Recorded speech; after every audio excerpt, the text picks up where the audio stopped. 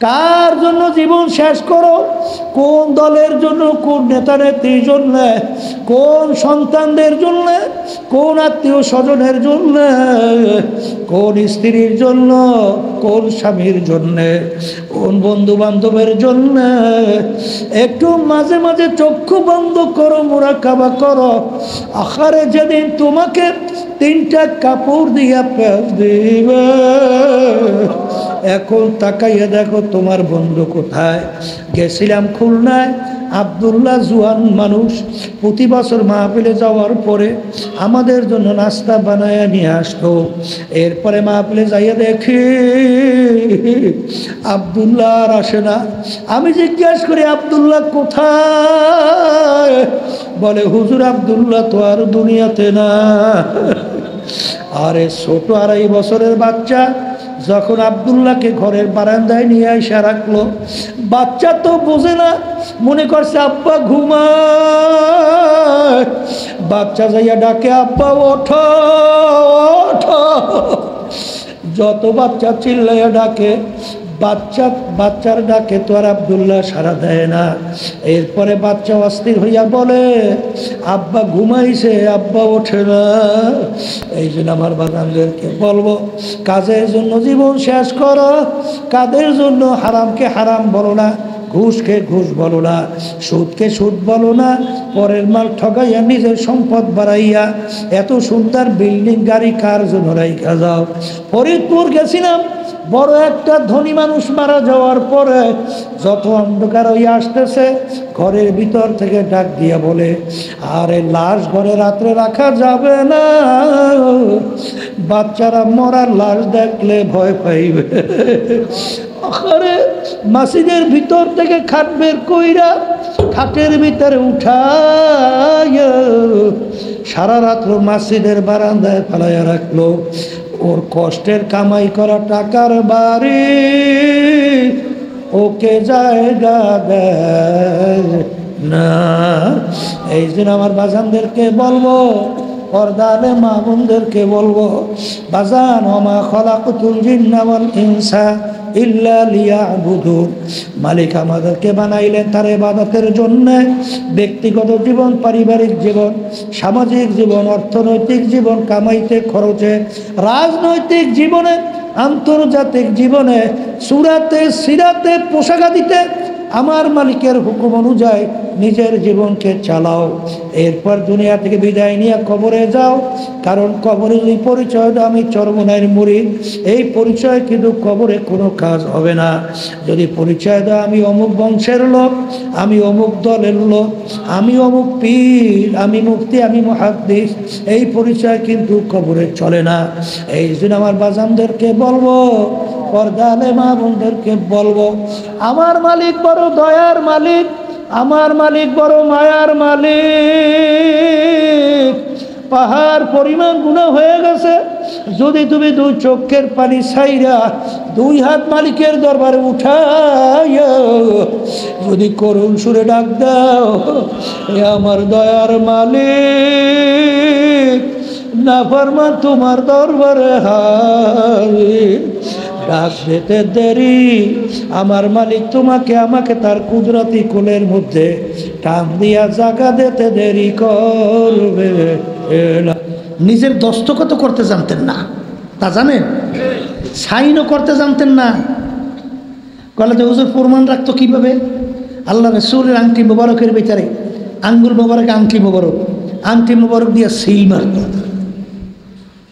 এক ডক্টর বছর 1.5-2 আগে চরমনাইতে আসছিল। আসার পরে আল্লাহ রাসূল সাল্লাল্লাহু আলাইহি ওয়াসাল্লামের পক্ষ থেকে ওই যে আংটি দিয়ে সিল মারছে, এই সিল সহ ওই চিঠি কাজ দিয়া বান্দাইয়া আমার জন্য হাদিয়া হিসেবে নিয়ে আসছে। তখন আমি তাকাইয়া দেখলাম যে আল্লাহ রাসূল সাল্লাল্লাহু আলাইহি ওয়াসাল্লামের আংটি মোবারকের সিলটা কেমন ছিল। তাহলে আল্লাহ রাসূল সাল্লাল্লাহু আলাইহি ওয়াসাল্লাম দস্তখত বলেন জানতেন না, কথা বলে না। তাহলে আল্লাহ রাসূলকে বলা হয় উম্মি। কি বলা হয়?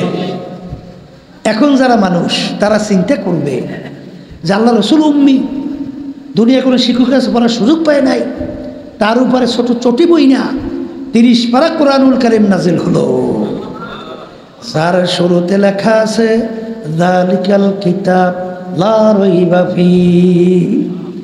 এই যে কিতাব দেখো, এই কিতাবের ভিতরে ভুল সন্দেহ বলতে কিছু নাই। সবাই বলি সুবহানাল্লাহ। এখন আমার বাজানদেরকে বলবো, মুসলমানের ঘরে জন্মগ্রহণ করিয়া যারা এদিকে ওদিকে লাইনে হাঁটেন, পাশ্চাত্যের পায়খানা প্রসাবে পাচার খাইছে, ওদের কালচার, ওদের সংস্কৃতি যাদের ভালো লাগে, তুমি ভালো করে যাই না রাখো। বুখারী শরীফের হাদিসের মধ্যে আসছে, আল্লাহ রাসূল সাল্লাল্লাহু আলাইহি ওয়াসাল্লাম বলেন, মান তাশাব্বাহা বিকওমিন ফাহুয়া মিনহুম। দুনিয়ার ভিতরে তুমি যেই দলভুক্ত হইয়া চলবা, যেই দলের নেতা নেত্রীকে নেতা নেত্রী হিসাবে মানবা, আল্লাহ রাসূল বলেন কিয়ামতের ময়দানে তুমি ওই দলভুক্ত হইয়া উঠবা।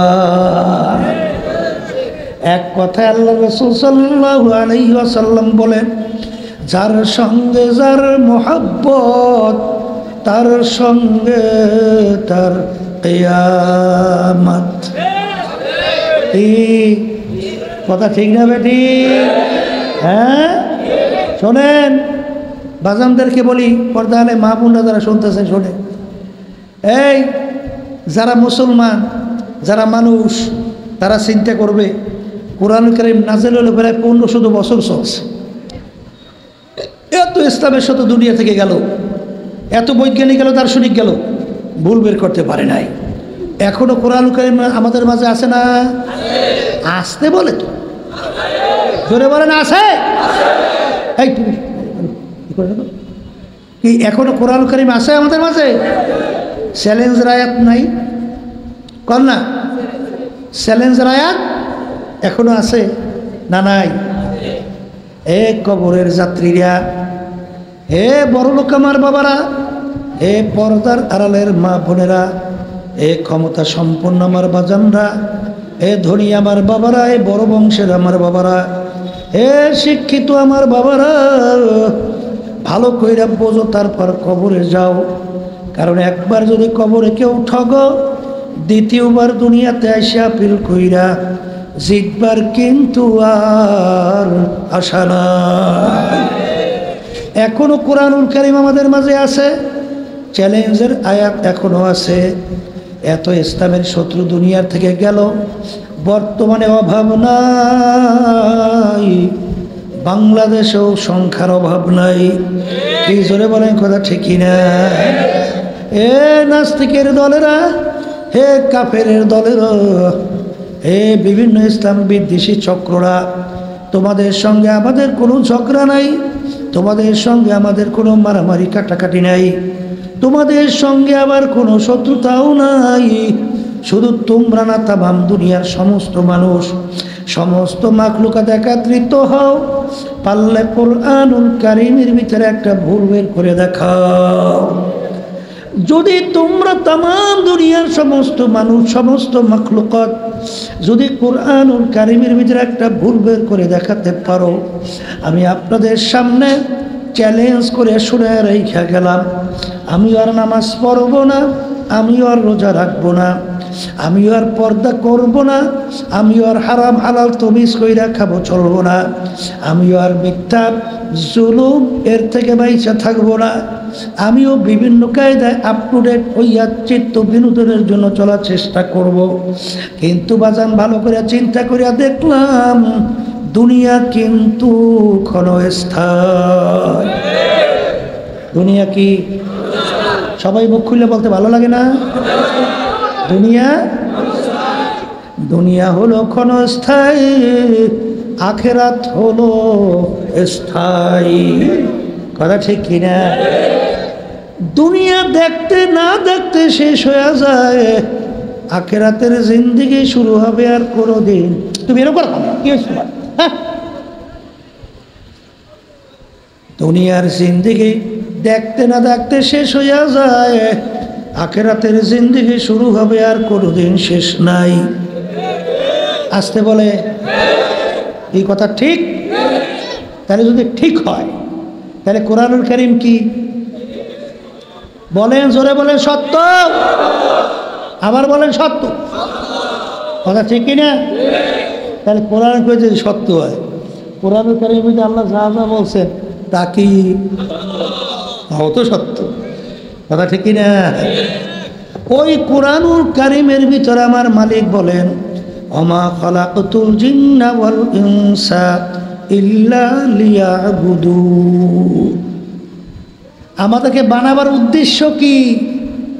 কেন বানাইলেন? এইটাই কোরআনুল কারীমের ভিতরে আল্লাহ শুনাইছে।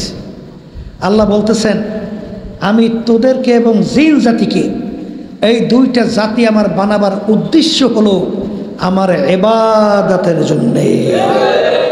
সবাই বলি সুবহানাল্লাহ। বলেন আল্লাহ আমাদেরকে বানাইছে কা? বলেন তার ইবাদতের জন্য। ওয়াজ কিন্তু বেশি মনে থাকবে না, এইটা মুখস্থ করেন। বলেন আল্লাহ আমাদেরকে বানাইছে কেন? কার ইবাদত? কার ইবাদত? কার ইবাদত? এখন বাজারদারকে বলি, এই ইবাদত একটা আরবি শব্দ, উর্দুতে বলে গোলামি, বাংলা অর্থ মালিকের হুকুম অনুযায়ী চলা। এখন মুখস্থ করে বলেন মালিকের হুকুম অনুযায়ী চলার নামই হলো ইবাদত। বলেন মালিকের হুকুম অনুযায়ী চলার নামই হলো ইবাদত। এবার কথা ঠিক আছে? এখন অনেকে প্রশ্ন করতে পারেন হুজুর আমাদেরকে তো বানাইলেন মালিক তার ইবাদতের জন্যে, অন্য অন্য মাখলুকাতগুলো আমার মালিক কেন বানাইলেন? ওই কোরআনুল কারীমের ভিতরে আমার মালিক বলেন ওয়াখুলিকা লাকুম মা ফিল আরদি জামিআ। আল্লাহ রাব্বুল আলামিন বলতেছেন অন্যান্য মাখলুকাতগুলো আমি বানাইছি তোমাদের জন্যে। সবাই বলেন সুবহানাল্লাহ। এখন বলেন অন্যান্য মাখলুকাত আল্লাহ বানাইছেন কেন? বলেন আমাদের জন্যে, মানে আমাদের খেদমতের জন্যে। এখনই বুঝবেন। এই আমরা গরু ফেলি না কি? গরু আমাদের দরকার আছে না নাই? দুধ খাই, গোশত খাই, চামড়া দিয়ে জুতা বানাই, ব্যাগ বানাই, হাড্ডি দিয়ে চিরুনি বানাই, আরও কত কাজে লাগাই। লাগে? আমাদের লাগে? আচ্ছা বলেন তো একটা মানুষ যদি দুনিয়ায় না থাকে গরুর কি হয়? কিছু হবে? ভালো করে বোঝে। তাহলে গরু আল্লাহ আমাদের খেদমতের জন্য বানাইছে। কথা ঠিক? আচ্ছা মাছ আমাদের লাগে? মাছ হ্যাঁ কি মাছ খান টান না বুঝি আপনারা? এই এখানে তো মাশাআল্লাহ সাগর কাছাকাছি প্রায় আছে, ভালোই মাছ দেখছিলাম তো ছোটোবেলায়। এখন কী অবস্থা কে জানে? কি আছে না মাছ?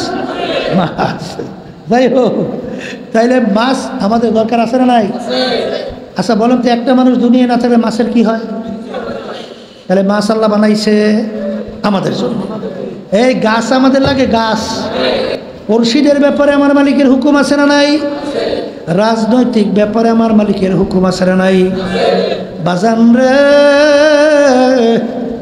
সরমুনের পীর মুরিদি তাম দুনিয়ার ভিতরে এই খুব জোরে সোরে প্রশংসা সহকারে পরিচয় লাভ করছে না?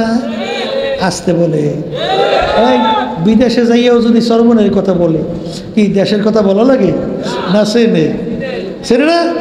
তাহলে একটা পরিচয় হয়েছে না হয় নাই? তাহলে পীর মুরিদি খুব মজার জিনিস না?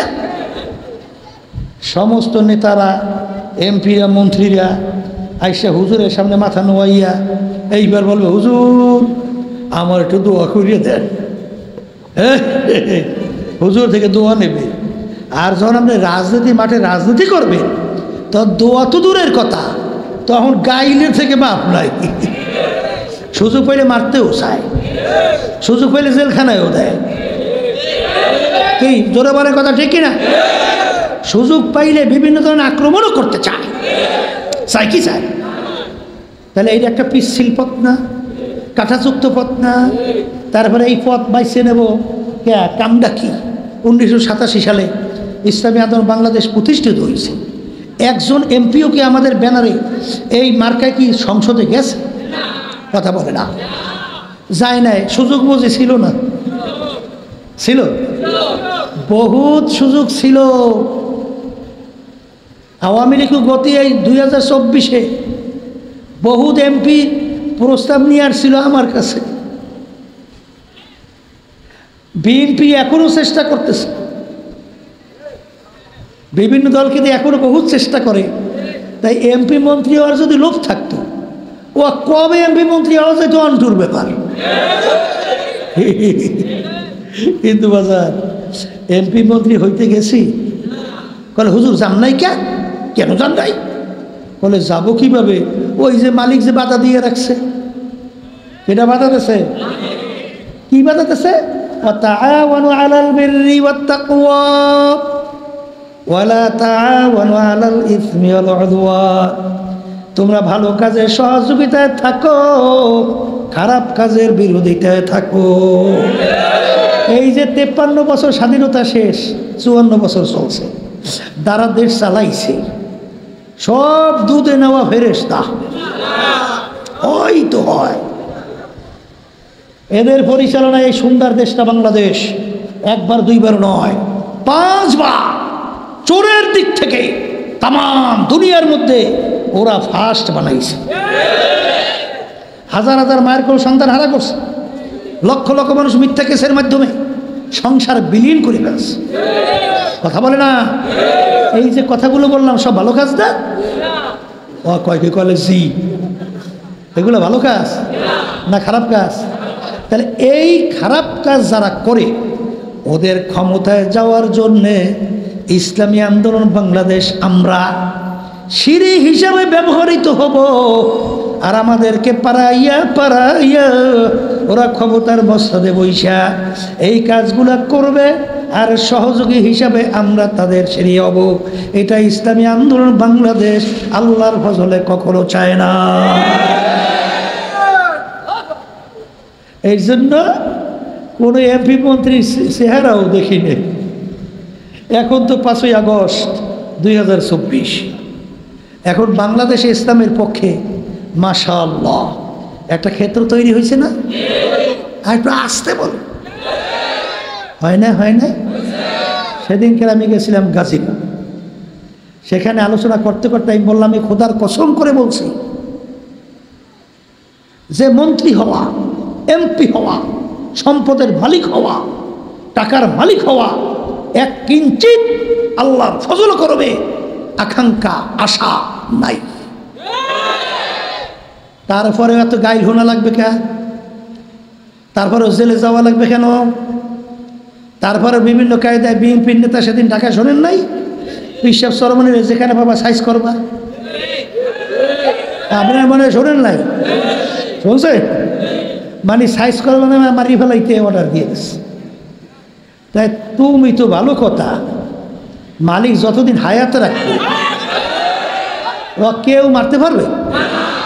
আমার আব্বাজান রহমাতুল্লাহি আলাই যখন হকের পক্ষে ওদের অন্যায় প্রতিবাদে যখন আওয়াজ তুলছিল, তখন এক শ্রেণী আব্বাজানকে ভয় দেখায়, হুজুর এ ফালা বেফালা করতেছেন কি? তখন আব্বাজান বলছিলেন, শোনো, যদি কোনো বুলেট আমি ফজলুল করিমের নামে লেখা না থাকে, ওরা যত বুলেট গুলি করবে ও আমার গায়ে লাগবে না। আর যদি কোনো বুলেটের গায়ে লেখা থাকে এইটা ফজলুল করিমের জন্য নির্ধারিত, মারার সঙ্গে সঙ্গে শেষ। ধরে বলার কথা ঠিক কিনা? ওরা আমাদেরকে ভয় দেখায়, আবার আমার বিরুদ্ধে শোনেন নাই ঢাকা বসে স্লোগান দেয়, মিথ্যা বলে নেশা খায়, শুনছেন না? শোনেন নাই? শুনছেন? তাহলে এই রাজনীতি মাঠে না থাকলে গান শোনা লাগতো? আসতে বল লাগতো? এই বিএনপির সময় আমার জেলেও দিয়েছিল, হ্যাঁ জানেন? বিএনপির সময় আমি নাকি বিএনপির এক নেতার পকেট দিয়া 5,000 টাকা ছিনতাই করে নিছি। কয় টাকা? 5,000। এই 5,000 টাকা ছিনতাই করে নিছি এই মিথ্যা কেস দিয়া। আমার বিরুদ্ধে বরিশালের আদালত ম্যাজিস্ট্রেট 5 বছরে আমাকে সাজা দিয়ে দিস। আমার ছোট ভাই ফয়জুল করিম, কেউ আমার ভাই জিয়াউল করিম, আবুল খায়ের, এই কয় ভাইয়ের বিরুদ্ধে 5 বছর সাজা।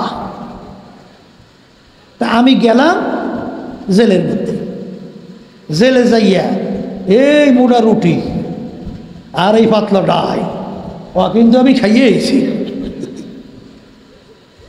কি এই রাজনীতি মাঠে না থাকলে জেলে যাওয়া লাগতো? কথা বলে না। ওরা এসে আমাদের কাছে দোয়া চাইবে, হাদিয়া তোফা দেবে, মাথারে নোয়াই দেবে, হুজুর একটু দোয়া করেন, হুজুর একটু দোয়া করেন। কি কথা ঠিক যাবে? ঠিক। দোয়া তো দূরের কথা, উল্টে পেলে এখন ফিডেনের জন্য দৌড়ে আর পিছনে হুকুম দিয়ে দেয়। এটা বিশাল কঠিন ব্যাপার না? কাঠাযুক্ত পথ না? কিন্তু এই পথে কেন নামছি? আমার মালিক যখন কিয়ামতের ময়দানে জিজ্ঞাসা করবে, আমার আব্বাজান বলতেন, ফজলুল করিম, আমার দিন রাষ্ট্রীয় পর্যায়ে বাস্তবায়নের জন্যে তুমি কি চেষ্টা করছো? উত্তর দাও, সামনে যাও। তখন যারা বলতে পারে, মালিক তোমার দিন রাষ্ট্রীয় পর্যায়ে প্রতিষ্ঠার জন্যে আমার সাধ্য শক্তি অনুযায়ী চেষ্টা কইরা তারপর তোমার দরবারে হাজিরা দিতে আসছি। এই জোরে বলে কথা ঠিক না? এই উদ্দেশ্যই একটাই, আর কিছু না। অনেকে বর্তমানে বলা শুরু করছে, সর্বনাশ বিশ্বে বেড়ে লোভ হয়ে গেছে, ক্ষমতায় যাইবে। ওরে পাগল, তোকে এমপি মন্ত্রীর কি সম্মান? ওর সে 14 গুণ সম্মান আল্লাহ আমাদেরকে দিয়ে রাখছে। হ্যাঁ, চোরের গোষ্ঠীরা, হ্যাঁ কি সম্মান তো? ক্ষমতা থেকে নামার পরে তারপর হ্যান্ডকাপ লাগাই জেলের ভিতরে লইয়ে যায়, ডাকাইতের মতো, চোরের মতো। সম্মান রাখিছে, শরম লজ্জা থাকা লাগে না? যেই কথা বলতে চাইছিলাম, বাজান কেউ রাগ করেন না? কেউ এই জন্য কথা বলতেছিলাম, এ আল্লাহর বান্দারা, আল্লাহর কত ফজল করি রহমতুল্লাহি আলাইহি, তিনি এই আল্লাহর হুকুম পালন করার জন্যে রাজনীতি মাঠে যখন নামছিলেন, তার গাড়ির উপরে আঘাত কইরা তার গাড়ির কাজ পর্যন্ত ভাঙিয়ে ফেলছিল। 18টার মতো কেস আব্বাজান রহমতুল্লাহ বিরুদ্ধে এই বাংলাদেশে, এই তখন আওয়ামী লীগের সরকার, আওয়ামী লীগ আব্বাজানের বিরুদ্ধে প্রায় 18টার মতো কেস দিয়েছে, জানেন? কিন্তু আল্লাহর কুতুব কি এক বিন্দু ওদের কাছে মাথা নিচু করছে? আবার জোরকান করছে? কেন করে নাই? কেন করে নাই? ওদের অন্যায়ের সহযোগী হয় না, ঠিক না?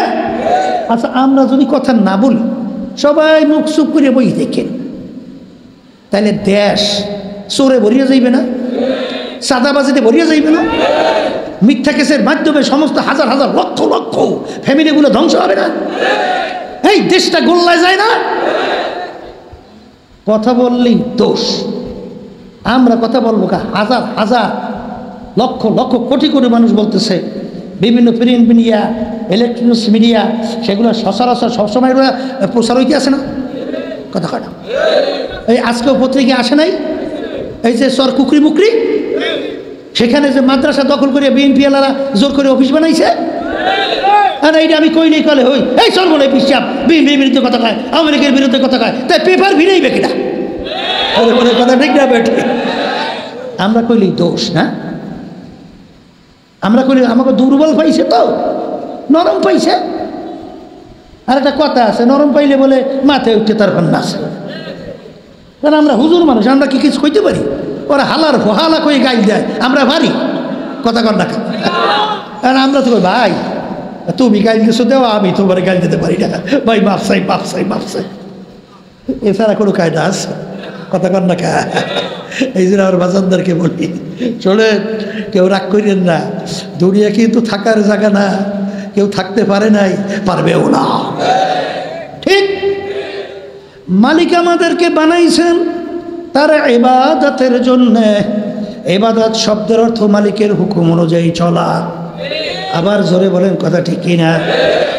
তবে বর্তমানে বাংলাদেশের মধ্যে আজানের শব্দে বাচ্চাদের ঘুম ভেঙে যায়, আজানের শব্দে বাচ্চারা মায়ের কোলে ঘরে যায়। যেই দেশের ভিতরে ঢাকা বাংলাদেশের রাজধানী, বলা হয় মসজিদের নগরী, যেই দেশের মধ্যে জুমার নামাজের সময় মসজিদে মুসল্লিরা ধরে না, যেই দেশের মধ্যে আলেম ওলামা তোলাবার কোনো অভাব নাই, সেই দেশের ভিতরে 53 বছরের মধ্যে ইসলাম নামক নীতি আদর্শ পরাজয়। জয় না পরাজয়? আবার জোরে বলেন, জয় না পরাজয়? दिन के सूरज डूब रही है हम लोगों के सामने, रोज़े महशर क्या जब है मुस्तफा की सामने।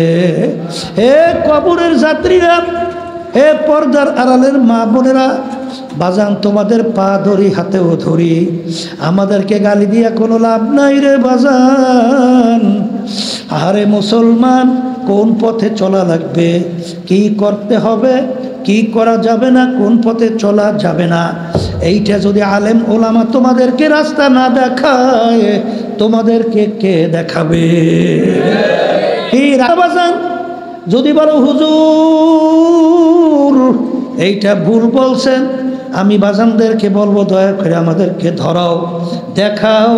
যদি ভুল প্রমাণিত হয় তওবা কইরা কান ধুইয়া তারপর তওবা কইরা মাপ চাবো। কিন্তু যদি ভুল না হয়, এ সাপ তুই সোজা হবি তো মরার আগে সোজা হইয়া যা। সাপ চলে কেমনে? এই সোজা হ, এই সোজা হবো কেন? কলে সোজা হইলি না আমার কথায়, তো হবি তো মরার পরে হবি। এ কবরের যাত্রীরা সোজা হও, মরার আগে সোজা হও। যেদিন চিরতরে জীবনের বাতিটা নিভে যাবে, যখন রুহটা বের হইয়া যাবে, যখন সাদা 3টা কাপড় দিয়া প্যাঁচ দিয়া প্যাকেট করবে, তখন তো সোজা হবি। ওই সোজা হইয়া কোনো লাভ না। জোরে বলো কথা ঠিক না বেঠিক? বাজান হাকিমুল উম্মত আশরাফ আলী থানভী রহমাতুল্লাহি আলাইহি একটা ঘটনা লেখছেন। রাখাল কতগুলা গরু পালতো, আরে প্রতিদিন মরা ঘাসে গরু বাইন্ধা রাখতো। পাহাড়ের কিনারে তাজা তাজা ঘাস, ঘাসের কাছেও গরুগুলো খেয়ে নেয় না। একদিন তাজা একটা গরু অন্য গরুকে ডাক দিয়ে বলে, গরুরা, রাখাল আমাদেরকে বোকা পাইয়া আমাদেরকে মজার ঘাসের কাছেও নেয় না। পাহাড়ের কিনারে তাজা তাজা ঘাস, ঘাসের কাছে আজকে আমরা যখন রাখাল গলার থেকে রশি খুলবে কেউ যাব না, তাজা ঘাস খাইতে যাব। বাজান যখন রাখাল রশি নিয়ে আসলো, রশি গলার থেকে যখন খুললো, সমস্ত গরু গলার ভিতরে রাখালের রশি লাগায়। তাজা গরু রশি না লাগায় লেজটাকে উপরের দিকে উঠাইয়া পাহাড়ের কিনারে তাজা ঘাস খাওয়ার জন্য দৌড়ায়। পিছনে রাখাল দৌড়ায় আর বলে, গরু ফের ফের, ও গরু ফের, তাজা ঘাস খাইতে যাইস না, ওখানে বড় বড় বাঘ অপেক্ষায় আছে তোকে ধরার জন্যে। যত চিল্লায়, যত পিছনে দৌড়ায়, ওর রাখালের কথা গরু সরে নাই। অন্য অন্য গরু নিয়ে রাখাল বাড়ি গেল, তাজা গরু তাজা ঘাস পাইয়া এখন মজা পাইয়া খায়, আর অন্য অন্য গরুগুলাকে গালি দেয়। ও গরুরা, আহারে রাখাল তোদেরকে বোকা পাইয়া প্রতিদিন মরা ঘাসের ভিতরে বাইনা মরা ঘাস খাওয়ায়, আমি কত সুন্দর তাজা ঘাস খাই, খা তোরা, কলিজা শুকাইয়া যায়। ওদিকে 3 দিন পর্যন্ত একটা বাঘ মাওলার দরবারে পেটের ক্ষুধায় কান্দে আর বলে, মালিক রে, তুমি আমাকে বানাইছো, তুমি কি আমাকে খোরাকে দিবা না? বাঘের দোয়া মাওলায় কবুল কইরা ফেললো। বাঘ পিছনের দিকে তাকাইয়া দেখে তাজা গরু আরে তাজা ঘাস খাইতে আছে, লেজ তাও দিয়া খপ করিয়া যাইয়া গরুকে ধরলো, সিনা ফাইরা যখন রক্ত শোষণে শুরু করলো, এখন গরু আফসোস করে আর বলে, আফসোস যদি রাখালের রশি গলায় লাগাইতাম আজকে আমাকে বাগে পাইতো না, আমার কলিজা সেই রাখাইতো পারতো না।